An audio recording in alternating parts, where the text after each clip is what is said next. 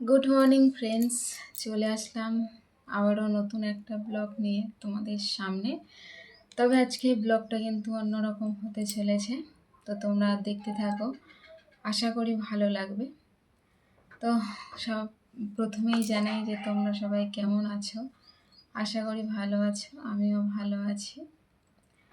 আজকের ব্লগটা মূলত মানে আমার জন্য বলতে পারো, যেহেতু আমার একটা স্মৃতি হয়ে থাকার জন্য এই ব্লগটা করা। এমন একটা ব্লগ নিয়ে আসবো কখনো ভাবিনি, আর ব্লগটা করব এটাও ভাবিনি। তো স্মৃতি হওয়ার জন্য ওই জন্য ব্লগটা করা।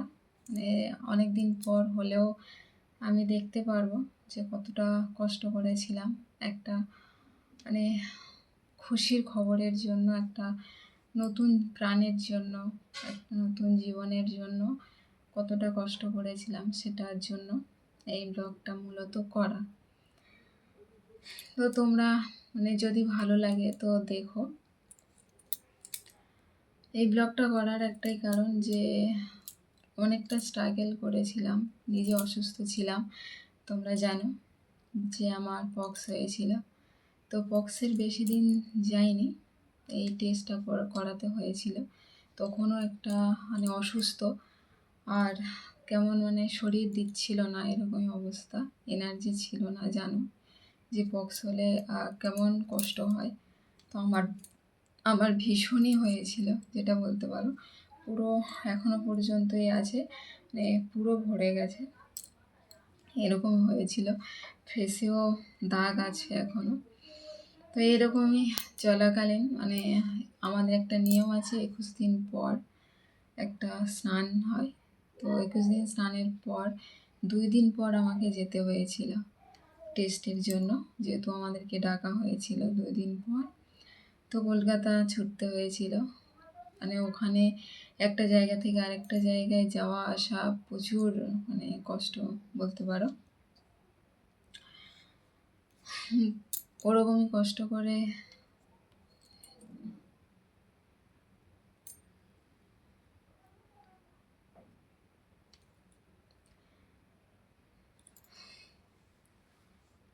আমাদের টেস্টের জন্য এরকমই কষ্ট করতে হয়েছিল। তারপর আশায় আছে কি হয় দেখা যাক। তো তোমরা একটু আশীর্বাদ করো যেন সব কিছু ঠিকঠাক হয়ে যায়, যেন টেস্ট সাকসেস হয়, এরকম একটু আশীর্বাদ করো। ভীষণ টেনশনে আছি, কি হয় এরকমই। তো সবাই টেনশনে আছি, তোমাদের দাদাভাই সেও তো ভীষণই টেনশনে আছে, আমি আছি, বাড়িতে সবাই আছে, আমার ওই বাড়িতে আছে, আমার শ্বশুরবাড়িতেও সবাই টেনশনে আছে যে কি হয় না হয়। একটা বেবির জন্য যে এতটা কষ্ট করতে হয়, সত্যি আমি জানতাম না কতটা কষ্ট করছি একটা প্রাণের জন্য, একটা বেবির জন্য। তো চলো বেশি বকবক করবো না, তোমরা ব্লগটা দেখো, আশা করি ভালো লাগবে।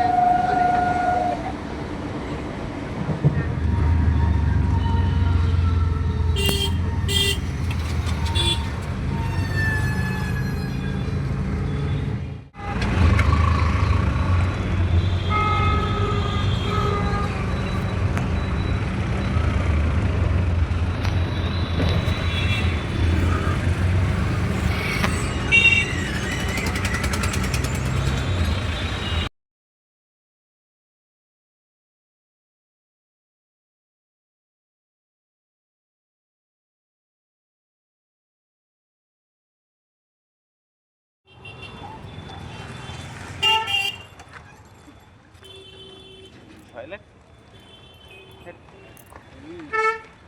কত বোঝাবো।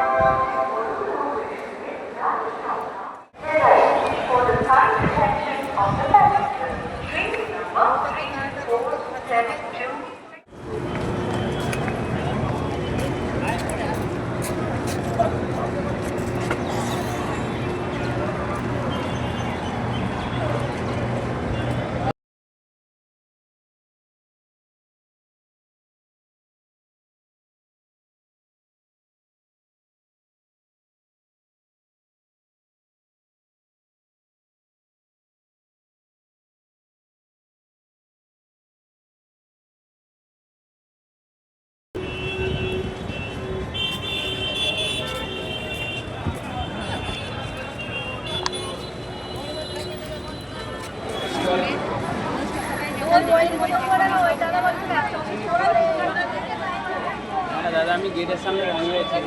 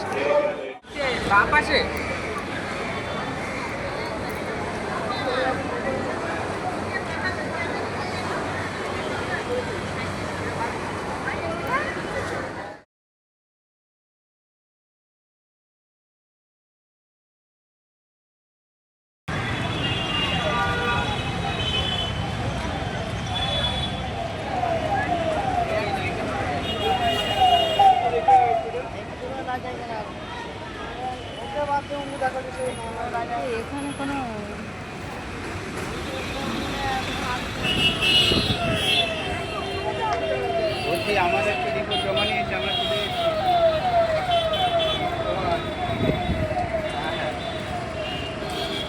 আমার কাছে দেবে।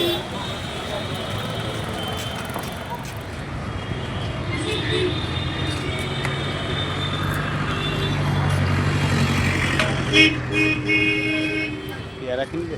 তাহলে খাবে। পুদিনা জল খাবে ঠান্ডা? খাবে পুদিনা? হ্যাঁ লেবু তো দে।